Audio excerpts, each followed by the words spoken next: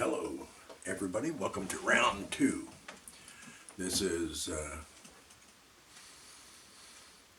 my name is John, and this is Old Folks Boogie 2. Welcome back. If you've never been here before, welcome. I started this one day ago. I'm going to do this thing. I'm going to try and do 15 minutes a night. Tell everybody how I think and feel and document and whatever. You know, explanations, I guess. You can start from the first episode and go on, or just watch if you feel like it, and maybe we'll catch up and you'll figure it all out at some point. I'll probably, talk more than I need to, and eventually you'll learn everything. But anyway, this is my channel. It's just because I turned 70, and I don't know, I'm angry. Yeah, hey, listen here. You want to hear something? Here's something I'm angry about. I want you to take a look at this. Right? This is a little coffee mug without a handle, right? Got a nice little plastic lid to keep it in a little shelf inside here. You can see that. There's a little shelf inside for the little plastic lid to sit on and be, nice. I don't drink coffee, personally. My wife does. And she has a ton of coffee cups. We have coffee cups coming out the wazoo, mugs, cups, all kinds of things. I get them for her when I feel like if I see something she likes, I'll buy it. And I probably did buy this one. This one says, "Is it Friday yet?" Is it Friday yet? I mean, really? Okay, but it was cute. It was polka dots. So she started using it, and the other day she was getting ready to go out with a cup of coffee in the car that she had just made, and I looked over and this thing was dripping. I thought, oh my God, why is it dripping? Did you spill? Did something go down it? I have no idea. But no, she hadn't. It's not broken. She hadn't spilled. So it's still dripping. We can't figure out why. And so finally I tell her, dump the coffee out so we can, put it in something else so we can see. So she did, and she dumped it out, and we looked and, washed it, and everything was nice and clean inside. There's no cracks. You can see for yourself. I don't know if this is going to focus how that is. But anyway, there's no cracks. And on the back, it says, dishwasher and microwave safe. Made in China. There's my anger right there. Made in China. Jesus. Doesn't it figure? So, but it turns out sometimes they don't understand double wall construction very well in China, I guess, because what they did was, if you look very carefully along the bottom of this thing, I don't know if it'll focus or not, or how it's going to focus. Anyway, there's a hole in it's a pressure relief hole, I guess.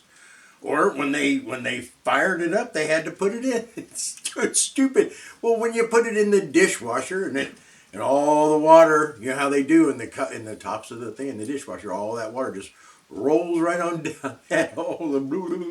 So when you get it out of the dishwasher, you can turn it right side up. All the water comes back down again.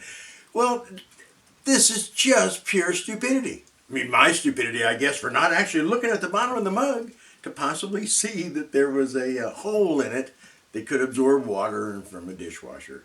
I wouldn't, I don't know. Get my stupidity, doink, doink. Or the quality control people at this factory in China, or the design people, or everybody from the top down, I don't know, stupidity.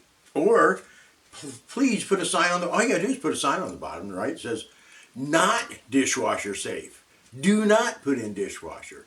Anything you want to do, wash by hand, do not let water roll down the hole. Do something, because it's worthless if you can't take care of it.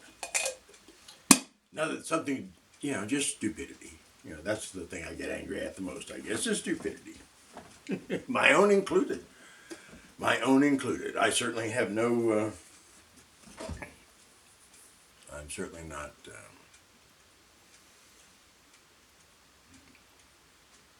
Yeah. They're lost me again. I'm 70, I'm telling you. So there's my anger for the day, but only angry because it spilled all over the front of my wife's shirt, you know. But whatever, what can you do? Anyway, go back to um, just to let everybody know, I didn't talk about it yesterday, but I am a veteran. I did serve in Vietnam. I did get shot in Vietnam. Um, and that was the second time in my life that I thought I was dying or, was going to die. First, I had an automobile accident when I was 16. I rolled the car with a friend of mine in it. Well, it's a friend at the time. He's no longer a friend. Don't even know where he is or what he did, but what happened to him. But at the time, we were 16. He was a friend. We rolled it. It was a bad night, and I thought we were both going to die, but we didn't. The VW actually held us in. We didn't have seat belts. This was 1966, so there was no there was no safety. Just a VW that was actually pretty strong. Max, my cat's in here chewing on the cardboard box. If you hear noise, it's Max. One of the cats. We have three, and a dog. Anyway, so I am a veteran. I am, um, you know, wounded vet, Purple Heart, all that stuff.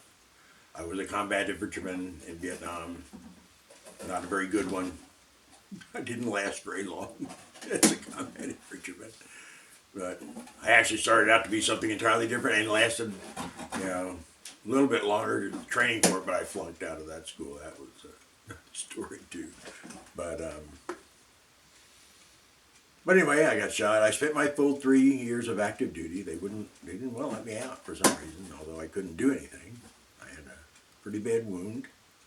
I was paralyzed for a while when I was in the initial stages. Um, but neither here nor there. That's it was just what happened. I didn't, I wasn't anti-war or pro-war or anything else in 1967 when I went into service. The reason I went in was because I was, young and I hated my environment at that time. My environment was not a happy place to be where I was growing up. It wasn't as bad as things we've heard of since I grew up. Oh my God.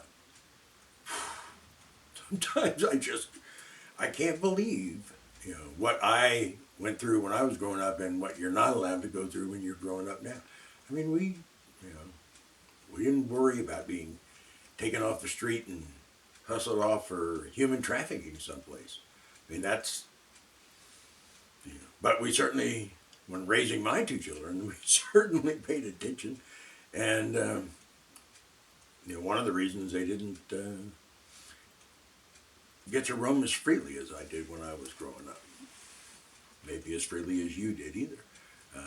If you're my age or near it at all, you might have grown up like I did, where it was no big deal to wander around the neighborhood or to get a bike and go miles, go take some fishing poles and go to a pond or a lake or something miles away. Even when I was a kid, when I was 8, 9, 10, 11 years old, living in Texas, in Houston,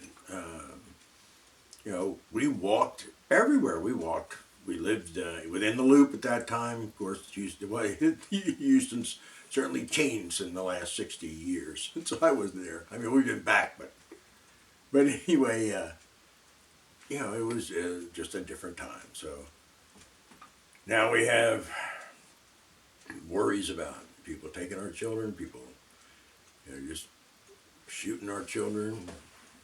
Nice shot of the moon. Huh? By the way, all those pictures are pictures that were taken with the camera that I'm shooting this video on. It's an Nikon P610, by the way. It's a really long zoom camera. Pretty amazing piece of machinery, all in all. At least it's allowing me to deal with my daily 15 minutes of thoughts and whatever else I'm going to put out there. Vitriol at some point, I'm sure. I said before, I'm angry. I'm angry at a lot of things. I am angry at the way that we are treated in this country by those who, should know better. I'm angry with politicians who claim to want to serve the country, but instead get rich.